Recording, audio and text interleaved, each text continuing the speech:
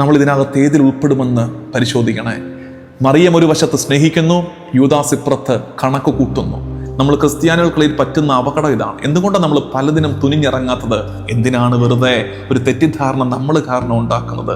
തെറ്റിദ്ധരിക്കപ്പെടാൻ മാത്രം ധൈര്യമുള്ളൊരു സ്നേഹം നമ്മുടെ മുമ്പിൽ കാണിച്ചു തരികയാണ്. ഇത് കേവലം ഒരു വചന പഠനം മാത്രമായിട്ട് ചുരുങ്ങിപ്പോകാതെ ഇത് കേട്ട് കഴിഞ്ഞിട്ടുണ്ടല്ലോ, കുടുംബത്തിലേക്കൊക്കെ ഒന്ന് ചുറ്റി നോക്കണം. നിങ്ങൾ സ്നേഹിക്കുന്നത് ആരും അറിയുന്നില്ലെങ്കിലും നിങ്ങളുടെ വീട്ടകത്ത് നിങ്ങളുടെ പ്രായമുള്ള വൃദ്ധരായ മാതാപിതാക്കളെ നിങ്ങൾ പരിചരിക്കുമ്പോൾ, നിങ്ങളുടെ ഭർത്താവിനെ ഭാര്യയെ നിങ്ങൾ മാനിക്കുമ്പോൾ, സ്നേഹിക്കുമ്പോൾ, നിങ്ങളുടെ കുഞ്ഞുങ്ങൾക്ക് വേണ്ടി നിങ്ങൾ ജീവൻ കൊടുക്കുമ്പോൾ, നിങ്ങളൊരു കാര്യം തിരിച്ചറിയണേ, നിങ്ങളുടെ സ്നേഹത്തിന്റെ പരിമളം കൊണ്ട് ആ വീട് നിറയുന്നുണ്ട്. യൂദാസിനെ പോലുള്ളവർ നിങ്ങളുടെ നേരെ വിരൽ ചൂണ്ടുമ്പോൾ കർത്താവ് നിങ്ങൾക്ക് വേണ്ടി ഡിഫൻസുമായിട്ട് വരും. കഴിവും പ്രകടനവുമാണ് ഇന്നത്തെ ലോകം. ഹിഡൻ ഡിവോഷൻ, രഹസ്യത്തിലുള്ള ഒരു ആരാധന, രഹസ്യത്തിലുള്ളൊരു ഭക്തി നിന്റെ ഉള്ളിൽ എന്നും ഉണ്ടാകട്ടെ. അവന്റെ ഉള്ളിൽ സ്നേഹമില്ല, അവന് സ്നേഹിക്കാൻ ഒട്ടു വശമില്ല. He is not expressive. എന്നിട്ട് അവൻ പറയുന്നത് പ്രാക്ടിക്കാലിറ്റി എന്നാണ്. അങ്ങനെ പറയുന്നവരിൽ നിങ്ങൾ എണ്ണപ്പെടുന്നുണ്ടെങ്കിൽ ഓർക്കണേ, ഒരു യൂദാസ് ഉള്ളിലെവിടെയോ പതുങ്ങി ഇരിപ്പുണ്ടെന്ന് തിരിച്ചറിയണേ.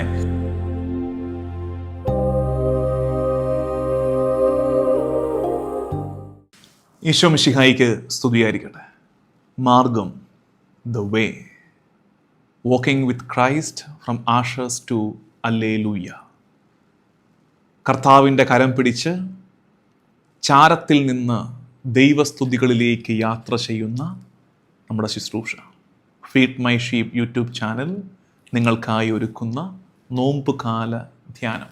മാർഗത്തിൻ്റെ ഈ വഴിയുടെ സെക്കൻഡ് ചാപ്റ്ററിലേക്ക്, രണ്ടാം എപ്പിസോഡിലേക്ക് സ്നേഹപൂർവമായ സ്വാഗതം.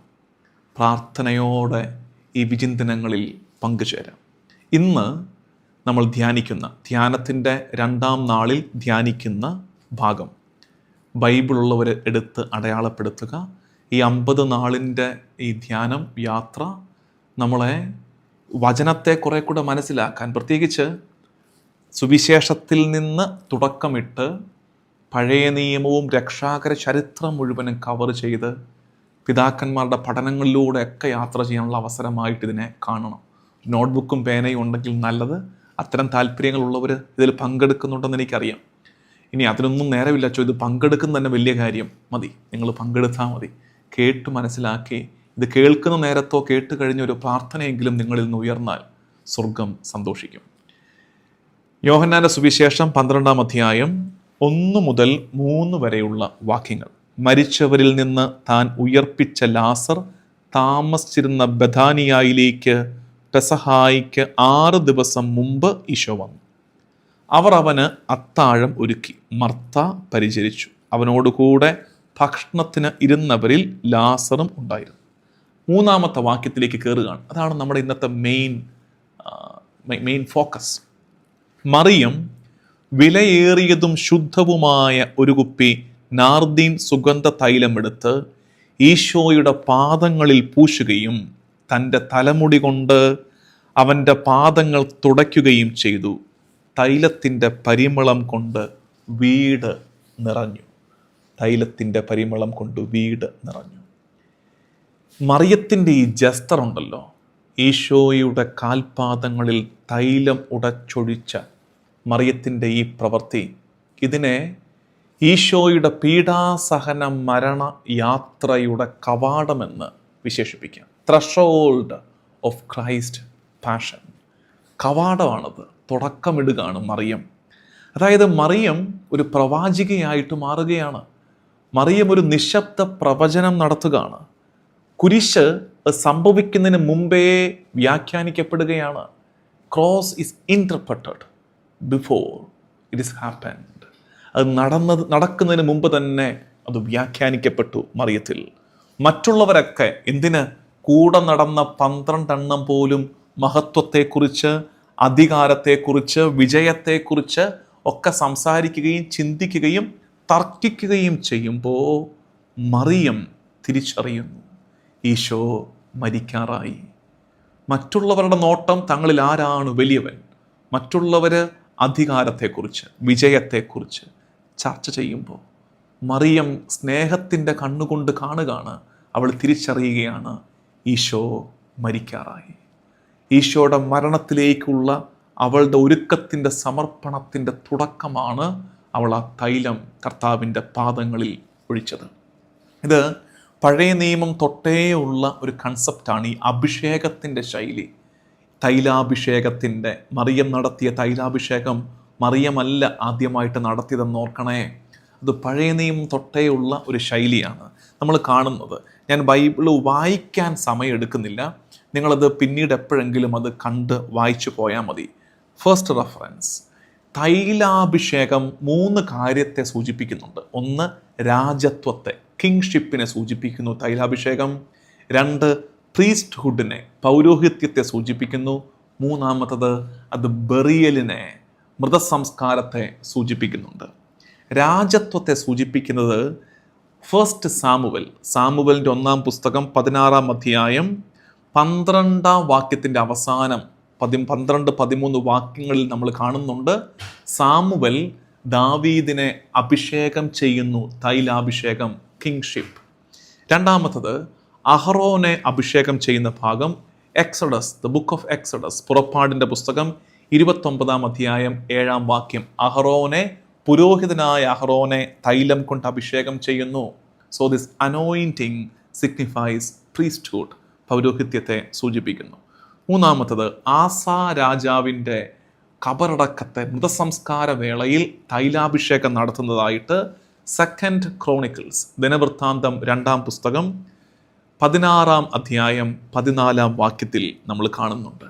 അപ്പോൾ ഞാൻ പറഞ്ഞില്ലേ, മറിയം, ബഥാനിയായിലെ മറിയം പ്രവാചികയാവുകയാണ്. അവൾ വ്യാഖ്യാനിക്കുകയാണ് കുരിശിനെ, ഈശോയെ, ഈശോയുടെ സഹനത്തെ. എത്ര സുന്ദരമായിട്ടാണ്! ഈശോ രാജാവാണ്, ഈശോ രാജാവാണ്. രാഷ്ട്രീയപരമായി, പൊളിറ്റിക്കലി അല്ലെങ്കിലും ഈശോ രാജാവാണ്. 2, അവൻ പുരോഹിതനാണ്. ഈശോയുടെ പൗരോഹിത്യം ബലി വസ്തുക്കൾ, കുഞ്ഞാടിൻ്റെയോ കോലാടിൻ്റെയോ രക്തം കൊണ്ട് ബലിയർപ്പിക്കുന്ന പുരോഹിതനല്ല, മറിച്ച് സ്വയം ബലിവസ്തുവായി മാറുന്ന പൗരോഹിത്യമാണ് ഈശോയുടേതെന്ന് അവൾ ഏറ്റുപറയുന്നു. 3, ഈശോ വിക്റ്റിമാണ്, ഈശോ ബലി കുഞ്ഞാടാണ്. പ്രിപ്പയറിങ് ഫോർ ഹിസ് ബറിയൽ, അവൻ്റെ മരണത്തിനുള്ള ഒരുക്കമാണ് മറിയം നടത്തുന്നത്. ഒപ്പം തന്നെ യെശയ്യാ പ്രവാചകന്റെ പുസ്തകത്തിലെ, നിങ്ങൾ ഈ നോമ്പ് കാലത്ത് അത്യാവശ്യമായിട്ട് വായിച്ചിരിക്കേണ്ടത് യെശയ്യാ 50, 51, 52, 53 അധ്യായങ്ങൾ. സഹനദാസൻ. അപ്പം അവിടെയും ഈ അഭിഷേകത്തിൻ്റെ സൂചന, പ്രത്യേകിച്ച് യെശയ്യാ 53, 3-ാം വാക്യം, 7-ാം വാക്യങ്ങളിലൊക്കെ ഇത് കാണുന്നുണ്ട്. The book of Isaiah chapter 53 versus 3 and 7. അപ്പം അവിടെ മിശിഹ സഹനത്തിലൂടെ തൻ്റെ രാജ്യം സ്ഥാപിക്കും. Messiah will reign through suffering. ഈ ആശയം അത് മറിയം വീണ്ടും അപ്ഹോൾഡ് ചെയ്യുകയാണ്. Messiah is going to reign through his suffering. Mishiha സഹനത്തിലൂടെ തൻ്റെ രാജ്യം സ്ഥാപിക്കും. And the glory will pass through the grave. കല്ലറയിലൂടെ ദൈവത്തിൻ്റെ മഹത്വം കടന്നു പോകും. ദൈവത്തിൻ്റെ മഹത്വം കടന്നു പോകും. അതിൻ്റെ സൂചന നൽകുകയാണ് ഈ തൈലാഭിഷേകം. മറ്റൊരു ശൈലിയിൽ ചിന്തിച്ചാലുണ്ടല്ലോ, മറിയം ചെയ്തത്, ഇത് രക്ഷാകര ചരിത്രത്തിൽ ഇതിൻ്റെ ഒരു പ്രത്യേക സ്ഥാനമുണ്ട്. കർത്താവ് തൻ്റെ പദ്ധതി തന്നെ സ്നേഹിക്കുന്നവർക്ക്, എളിമയുള്ളവർക്ക് വെളിപ്പെടുത്തി കൊടുത്തുകൊണ്ടേയിരിക്കും. എന്താണ് നടക്കാൻ പോകുന്നതെന്ന് അത് ഇന്നും ഇന്നലെയും തുടങ്ങിയതല്ല, പണ്ട് തൊട്ടേ കർത്താവ് അങ്ങനെയാണ്.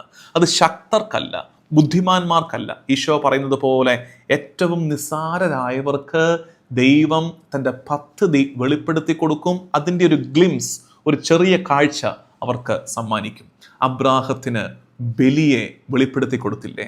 സാക്രിഫൈസ്, ബലിയർപ്പണം അബ്രാഹത്തിന് മനസ്സിലാക്കി കൊടുത്തില്ലേ? അബ്രാഹം അത് മനസ്സിലാക്കിയില്ലേ? ഹന്ന കീഴടങ്ങലിനെ, സറണ്ടറിങ്ങിനെ, പൂർണ്ണമായും കർത്താവിന് വിട്ടുകൊടുക്കുന്ന അനുഭവത്തെ ഹന്ന മനസ്സിലാക്കിയെടുത്തില്ലേ? മറിയം മുൻപേ തന്നെ മനുഷ്യാവതാരത്തെ, രക്ഷയെ മനസ്സിലാക്കിയെടുത്തില്ലേ? അതുപോലെ ബഥാനിയായിലെ മറിയം ഈശോയുടെ കുരിശിനെ അവൾ മനസ്സിലാക്കിയെടുക്കുകയാണ്. ഈശോയുടെ മരണം, ബലി ചാരത്തുണ്ടെന്ന് അവൾ തിരിച്ചറിയുകയാണ്. വിനീതർക്ക്, എളിയവർക്ക് കർത്താവ് അവൻ്റെ പദ്ധതി മുൻപേ തന്നെ വെളിപ്പെടുത്തി കൊടുക്കുന്നതിൻ്റെ സൂചനയാണ് മറിയത്തിൻ്റെ തൈലാഭിഷേകം. മനുഷ്യകുലത്തെ വീണ്ടെടുക്കാൻ പോകുന്ന വിലയേറിയ സ്നേഹത്തെ. എന്തൊരു ചിന്തയെന്ന് നോക്കത്. മനുഷ്യകുലത്തെ വീണ്ടെടുക്കാൻ പോകുന്ന വിലയേറിയ സ്നേഹത്തെ മറിയം തിരിച്ചറിയുകയായിരുന്നു. അതുകൊണ്ടാണ് ഈശോ അവളെ ഡിഫെൻഡ് ചെയ്യുന്നത്. യൂദാസ് സൈഡിൽ കൂടെ അവളെ ഒന്ന് അറ്റാക്ക് ചെയ്യാൻ ശ്രമിച്ചപ്പോൾ ഈശോ അവളെ സ്നേഹം കൊണ്ട് പൊതിയുന്നത്. കാരണം ഈശോ മനസ്സിലാക്കുന്നു, അവൾ തിരിച്ചറിഞ്ഞു വാട്ട്സ് ഗോയിങ് ടു ഹാപ്പൻ. അതുകൊണ്ടാണ് ഈശോ പറയുന്നത്, 7-ാമത്തെ വാക്യം 12-ാം അധ്യായം യോഹന്നാൻ 12:7. ഈശോ പറഞ്ഞു, അവളെ തടയേണ്ട, എൻ്റെ ശവസംസ്കാര ദിനത്തിനായി ഇത് ചെയ്തുവെന്ന് അവൾ കരുതിക്കൊള്ളട്ടെ. She was doing it for my burial. എൻ്റെ ശവമടക്കിനു വേണ്ടി അവൾ ചെയ്തു തുടങ്ങിയതാണ്. She was paving way to Christ suffering. കർത്താവിൻ്റെ സഹന വഴിയിലേക്കാണ് അവൾ ആ തൈലം പൊട്ടിച്ചൊഴിച്ചത്. കർത്താവിൻ്റെ സഹന വഴിയിലേക്കാണ് അവൾ ആ ആരാധനയുടെ തൈലം, സ്നേഹത്തിൻ്റെ തൈലം പൊട്ടിച്ചൊഴിച്ചതെന്ന് നമ്മൾ തിരിച്ചറിയുന്നു. സെയിൻറ്റ് അഗസ്റ്റിൻ, സഭാപിതാവായ സെയിൻറ്റ് അഗസ്റ്റിൻ ഈ ജസ്റ്ററിനെ കുറിച്ച്, ഈ എപ്പിസോഡിനെ കുറിച്ച് പറഞ്ഞിരിക്കുന്ന ഒരു ഒറ്റ വാക്യമുണ്ട്. സിമ്പിളാണത്. കുറേയൊക്കെ നമ്മുടെ ചങ്കിലേക്ക് തുളഞ്ഞു കയറും മുനയുള്ളൊരു വാക്യം. അഗസ്തിനോസ് പുണ്യാളം പറയുകയാണ്, Mary loved, Judas calculated. Mary loved, Judas calculated. മറിയം സ്നേഹിച്ചു, യൂദാസ് കണക്ക് കൂട്ടി. നമ്മൾ ഇതിനകത്ത് ഏതിൽ ഉൾപ്പെടുമെന്ന് പരിശോധിക്കണേ. മറിയം ഒരു വശത്ത് സ്നേഹിക്കുന്നു, യൂദാസ് ഇപ്പുറത്ത് കണക്ക് കൂട്ടുന്നു. കണക്ക് കൂട്ടലുകൾ ജീവിതത്തെ കെട്ടിപ്പടുക്കാൻ ശ്രമിക്കുന്നവരുടെ ഒരു കാലത്ത് സ്നേഹിക്കുന്ന മറിയത്തെ നമുക്കിന്ന് കാണാനില്ലാതാകുന്നു. മറിയം സ്നേഹിച്ചു, യൂദാസ് കണക്ക് കൂട്ടി. Mary loved, Judas calculated. സ്നേഹമാണ് രഹസ്യത്തെ കാണുന്നത്. Love perceives mystery. സ്നേഹത്തിൻ്റെ കണ്ണുകൊണ്ട് നോക്കിയാലേ മുമ്പിൽ ഇതൾ വിരിയുന്ന രഹസ്യത്തെ മനസ്സിലാക്കാൻ കഴിയൂ. മറിയത്തിന് സംഭവിച്ചതാണ്. മറിയം സ്നേഹത്തിൻ്റെ കണ്ണുകൊണ്ട് നോക്കിയപ്പോൾ അവൾ കണ്ടു, കുരിശെന്ന മഹാരഹസ്യം തൻ്റെ മുമ്പിൽ ഇതൾ വിരിഞ്ഞു വരുന്നത് അവൾ കണ്ടു. Greed blinds the heart. Love perceives the mystery and greed blinds the heart. സ്നേഹം രഹസ്യത്തെ കാണുമ്പോൾ ആർത്തി ഹൃദയത്തെ അന്ധമാക്കിക്കളയും. ഇന്നും അതല്ലേ സംഭവിക്കുന്നത്. ആർത്തി മൂക്കുമ്പോൾ ബന്ധങ്ങൾ മുറിഞ്ഞു പോകുന്നത്. ആർത്തി ഹൃദയത്തെ അന്ധമാക്കും, സ്നേഹത്തിൻ്റെ വികാരങ്ങളെ ഇല്ലാണ്ടാക്കും. യൂദാസിന് പറ്റിയത് ഈ ഗ്രീഡ്, ഈ ആർത്തി അവൻ്റെ ഹൃദയത്തെ അന്ധമാക്കി കളഞ്ഞു. മറിയം തെളിയിക്കുകയാണ്, true worship holds nothing back. യഥാർത്ഥമായ ആരാധന ഒന്നും മിച്ചം വെക്കുന്നില്ലെന്ന്. അവൾ ജസ്റ്റ് ഒരു കുപ്പിയിലെ തൈലം കൊണ്ടുവന്ന് അങ്ങോട്ടൊരല്പം കമത്തി ഒഴിച്ചു എന്നല്ല, അവളത് ഉടച്ചൊഴിക്കുകയാണ്. ഉടച്ചൊഴിക്കുക എന്ന് വെച്ചാൽ ട്രൂ വർഷിപ്പ്, യഥാർത്ഥമായ ആരാധന ഹോൾഡ്സ് നത്തിങ് ബാക്ക്. യഥാർത്ഥമായ ആരാധന ഒന്നും മിച്ചം വെക്കില്ല. And Christ is worth for a total self giving. ഒന്നും മിച്ചം വയ്ക്കാത്തൊരു ആത്മദാനത്തിന് അർഹനാണ് മിശിഹ എന്ന് തിരിച്ചറിയണം.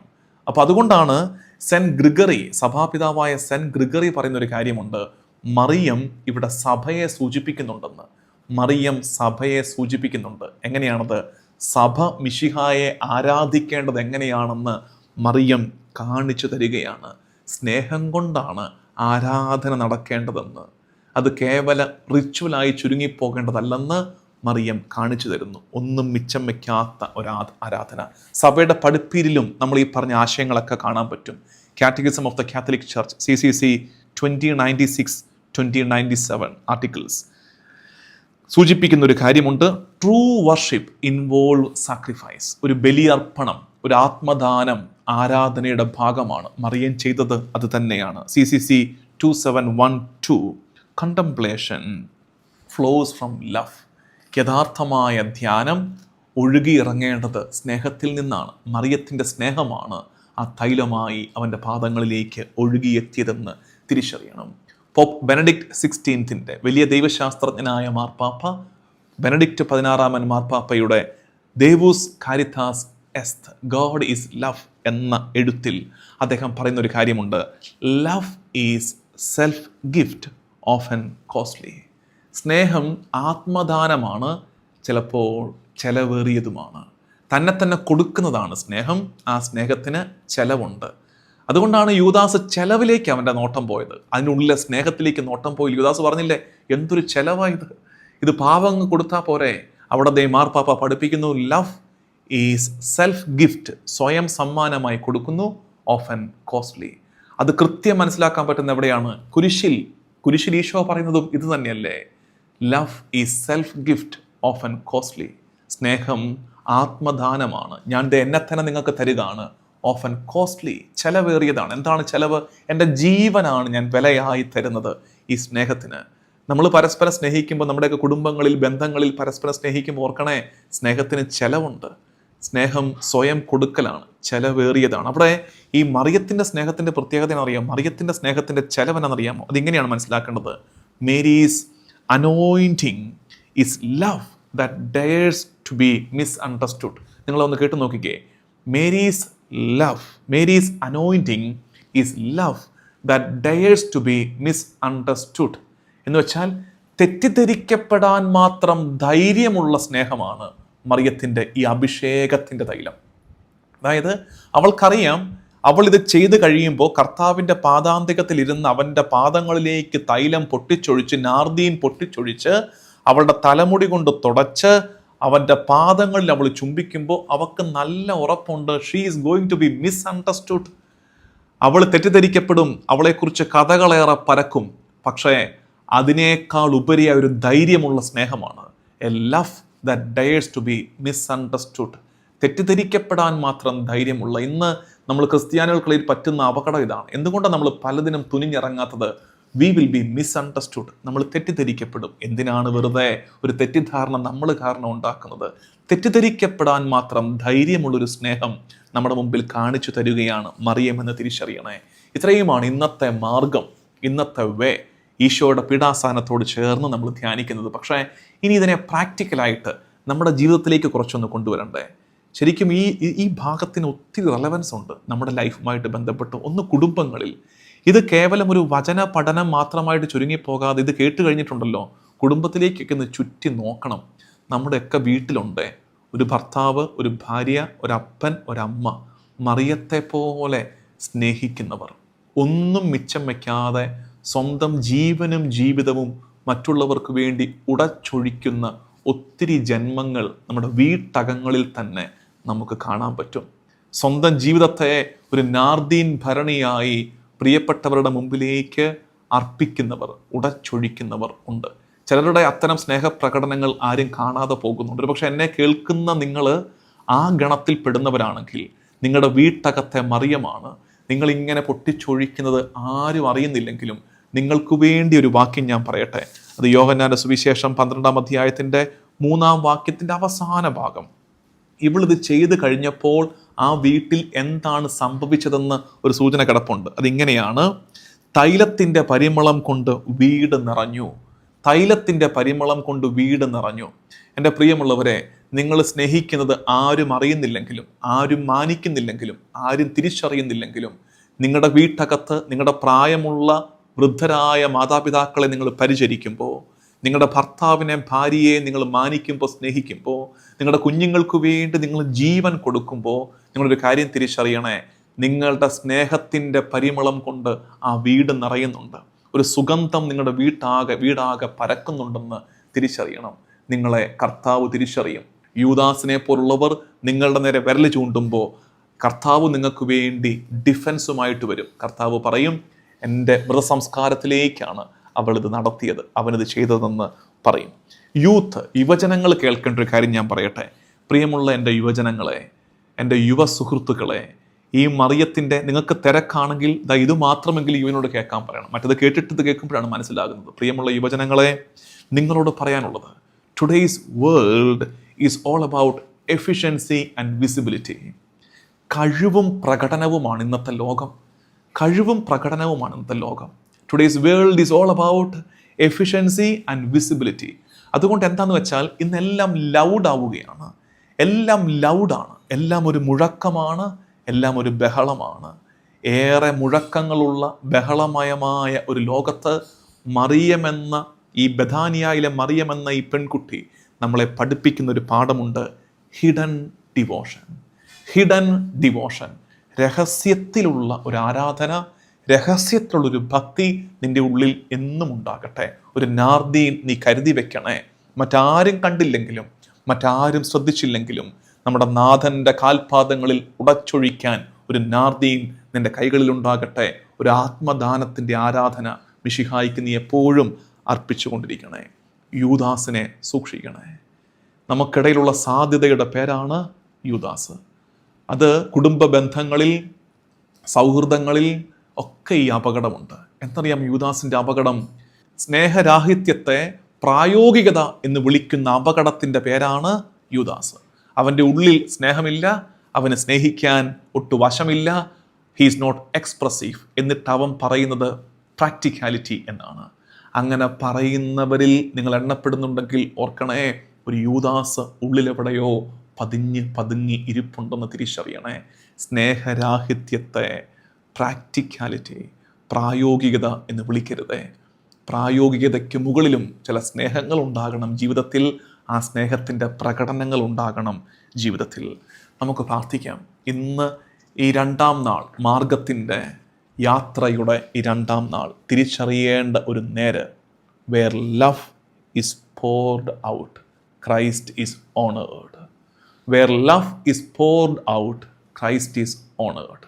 എവിടെയൊക്കെ സ്നേഹം ഇങ്ങനെ പകർന്ന് നൽകപ്പെടുന്നുണ്ടോ അവിടെയൊക്കെ മിശിഹ ആരാധിക്കപ്പെടുന്നുണ്ടെന്ന് തിരിച്ചറിയാം. നമുക്ക് പ്രാർത്ഥിക്കാം. കർത്താവേ, സ്നേഹരാഹിത്യങ്ങൾ ഏറെയുള്ള ഒരു കാലത്ത് ഞങ്ങൾ ജീവിക്കുമ്പോൾ, സ്നേഹിക്കാൻ, സ്നേഹിക്കപ്പെടാൻ ഞങ്ങളൊക്കെ ആഗ്രഹിക്കുമ്പോൾ, സ്നേഹത്തിൻ്റെ ഉറവകൾ വറ്റി വരണ്ടു പോകുന്നൊരു കാലത്ത്, ഈശോയെ, അവസാനിക്കാത്ത സ്നേഹപ്രവാഹമേ, നിന്റെ സ്ലീവായിൽ നിന്ന് ഞങ്ങളിലേക്ക് സ്നേഹം കുത്തി ഒഴുകട്ടെ. പരസ്പരം അളവില്ലാതെ, കണക്ക് കൂട്ടാതെ സ്നേഹിക്കാൻ, മറിയത്തെ പോലെ ഉടച്ചൊഴിക്കാൻ, നിനക്കാരാധനയായും പരസ്പരം സ്നേഹമായും ജീവിതത്തെ നൽകാൻ ഞങ്ങളെ നീ പഠിപ്പിക്കണമേ. നമ്മുടെ കർത്താവ് ഈശോ മിശിഹായുടെ കൃപയും പിതാവായ ദൈവത്തിൻ്റെ സ്നേഹവും പരിശുദ്ധാത്മാവിൻ്റെ സഹവാസവും എന്നും എല്ലാ കാലവും കൂടെ ഉണ്ടായിരിക്കട്ടെ, ഇപ്പോഴും എപ്പോഴും എന്നേക്കും. ആമേൻ.